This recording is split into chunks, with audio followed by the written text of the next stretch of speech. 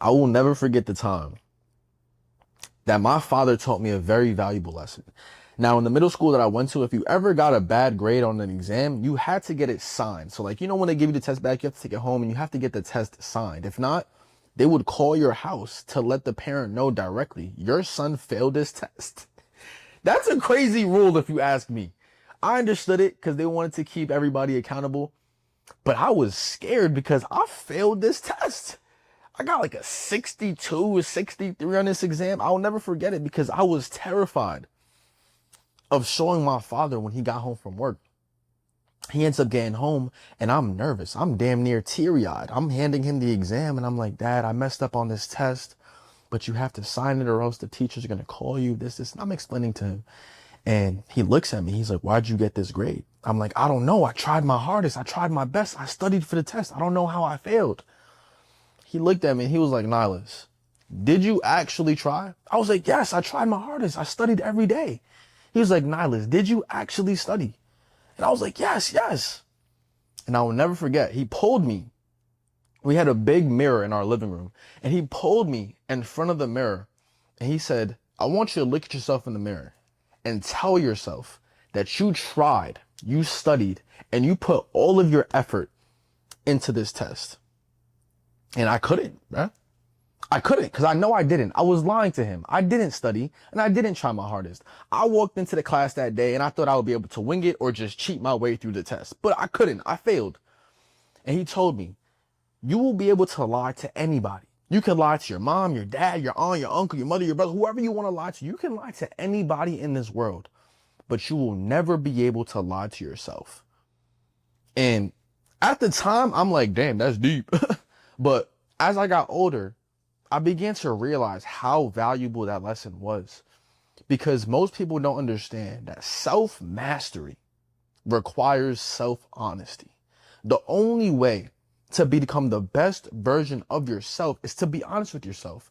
You have to be willing to expose and admit the areas in your life that you might be lacking in.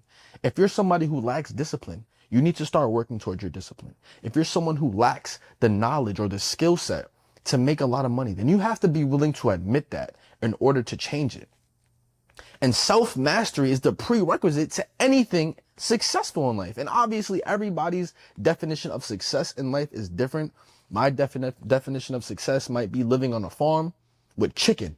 Your definition of success might be living in a penthouse in Miami, right? Everyone has their own definition of success. But the only way to be successful in anything that you do in life is to be able to master yourself.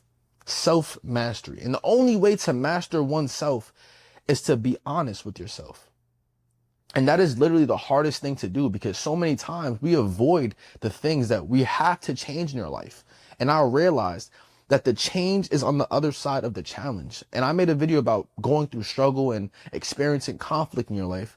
But I want you to understand and really grasp the fact that everything lovely, everything worth having in life comes on the other side of change. You are never going to experience a different outcome in your life if you don't first start creating change. And you'll be able to identify what things need to be changed in order to achieve the life that you want. Now, most commonly, the number one thing that needs to be changed is simply our mindset, is our paradigm, the way that we think about things, the way that we see things, the way that we feel about things.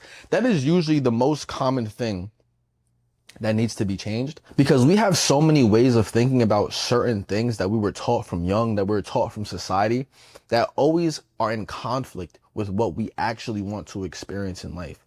But the bottom line is that you have to be disciplined enough to know what it is that you have to change. First, identify it. And the easiest way to identify it, here's a practice that you can actually do at home. The easiest way to identify what needs to be changed in your life and how to improve your level of self-mastery is to write a list of your entire habits throughout the day. Literally what you do from when you wake up to when you go to sleep. If you wake up in the morning and the first thing you do is grab your phone, write it down. Wake up, grab phone.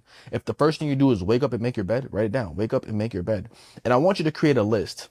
Wake up, make bed, brush teeth, take shower, get dressed, hit the gym. I want you to create a list of all of your daily habits. And then if it's a positive habit, put a plus mark next to it. If it's a negative habit, put a minus mark next to it. and go over the list. If you have more negatives than positive, then obviously your life is not going to go anywhere positive, my boy. It's literally in front of you. If you have more negative habits in your life than you do positive, you're not going to experience anything great in life, bro. You have to now substitute all of those negative habits into positive ones. So if you're the type of person who wakes up and immediately grabs your phone, maybe you should fall asleep with your phone in another room. Maybe get an alarm. Oh, I need it as an alarm to wake up in the morning. Get a digital alarm clock. Amazon is $15, bro. And plug that next to your nightstand and allow that to be the thing that wakes you up rather than your phone. Because you know that waking up in the morning and grabbing your phone is a bad habit that you're trying to break. And I want you to go through that list and substitute. Now you create something of what's called habit stacking. Habit stacking is basically when you're queuing a certain habit and attaching it to another one. It's like a natural cue. So for example, if you wake up in the morning and you make your bed, immediately after making your bed, you're probably going to go brush your teeth. That's a habit stack. You already know the sequence of events that's going to happen after you wake up. For example, you take your food out of the refrigerator, you put it in the microwave. That's something that you do without even thinking about. You go to the gym, you come home, you take a shower. Something that you do without even thinking about. So once you start stacking these positive habits, that's when you start to see the most transformation in your life. And how can you do that? If you're the type of person who wants to begin to read more, every single time you finish eating a meal, open up a page of a book and only read for 2 minutes. It's something called the 2-minute rule. Do something that you want to implement in your life daily for only 2 minutes. If you're the type of person who wants to start going to the gym, just come home and put on gym clothes. If you want to start reading, just read a book for 2 minutes.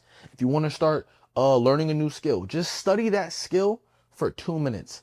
But the practice of actually doing it is going to become habitual. And now after the 2 minutes is up, most likely you're not going to just read for 2 minutes. Most likely you're not going to watch a video learning a new skill for 2 minutes. The whole point is just to get you in the habit of starting and doing.